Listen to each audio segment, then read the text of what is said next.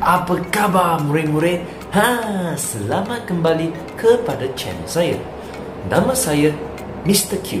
Hari ini kita akan belajar tentang bentuk tenaga. Hai, jangan lupa subscribe di bawah.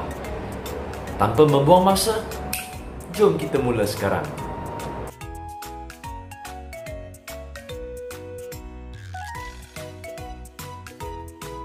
Hari ini, cikgu akan membentangkan tentang bentuk tenaga. Tenaga wujud dalam pelbagai bentuk di sekeliling kita dan terdapat 9 bentuk tenaga kesemuanya. Hari ini, kita akan melihat bentuk tenaga yang pertama, iaitu tenaga suria. Tenaga suria ialah tenaga yang diperoleh daripada matahari. Tenaga suria dapat menjana tenaga elektrik. Sel suria menukarkan tenaga suria kepada tenaga elektrik. Lihatlah gambar rajah di sebelah kanan. Rumah itu menggunakan sel suria untuk menjanakan tenaga elektrik. Di Malaysia, walaupun kita mendapat cahaya matahari sepanjang tahun, tetapi kita tidak dapat menggunakannya. Kenapa? Ya, betul. Kerana kos untuk membuat sel suria adalah sangat mahal. Bentuk tenaga yang seterusnya ialah tenaga haba. Tenaga haba tersimpan pada objek yang mempunyai kepanasan. Tenaga haba boleh digunakan untuk mengeringkan baju yang basah, memasak makanan dan memanaskan badan. Lihatlah gambar raja di sebelah kanan. Budak di atas itu tengah memanaskan badannya kerana dia berada di tempat yang sangat sejuk. Dia menggunakan api yang mengandungi tenaga haba untuk memanaskan badannya. Dan gambar raja bawah menunjukkan seorang ibu yang telah memasak makanan dia dengan menggunakan ketuhar. Bentuk tenaga yang seterusnya ialah tenaga cahaya. Tenaga cahaya dapat dihasilkan oleh objek yang memancarkan cahaya. Tenaga cahaya boleh didapati daripada alatan elektrik dan tenaga kimia.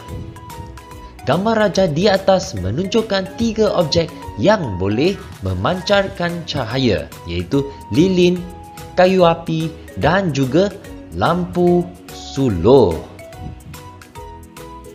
Bentuk tenaga yang seterusnya ialah tenaga bunyi. Tenaga bunyi dihasilkan oleh objek yang bergetar. Manusia memerlukan tenaga bunyi untuk mendengar. Gambar rajah di sebelah menunjukkan seorang lelaki yang tengah memetik gitarnya. Disebabkan petikan pada gitarnya, tali pada gitar itu akan bergetar. Getaran itu akan menghasilkan bunyi. Jom kita lihat bentuk tenaga elektrik. Tenaga elektrik dihasilkan apabila arus elektrik mengalir dalam 1 liter elektrik yang lengkap.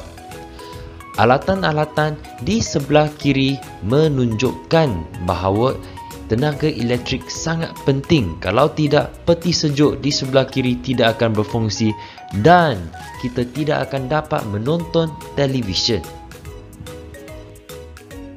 Tenaga kimia. Tenaga kimia merupakan tenaga yang disimpan di dalam makanan, bahan api fosil, biogesim dan juga bateri.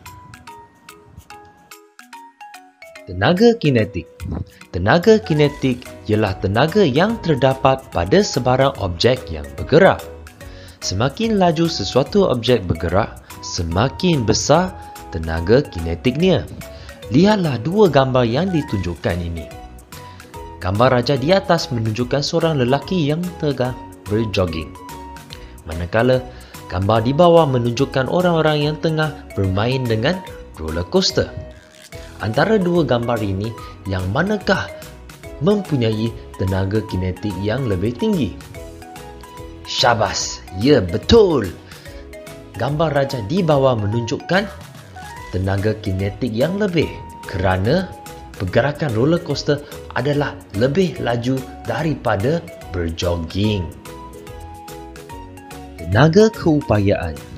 Tenaga keupayaan ialah tenaga yang terdapat pada objek yang berada di sesuatu ketinggian, diregangkan ataupun dimampatkan. Semakin tinggi sesuatu objek itu berada, semakin besar tenaga keupayaannya. Lihatlah budak lelaki ini.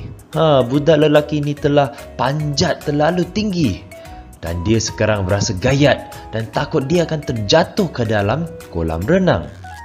Dan gambar di bawah menunjukkan seorang budak perempuan yang tengah bermain dengan kuda permainannya. Dia meregangkan kuda permainan dia ke belakang.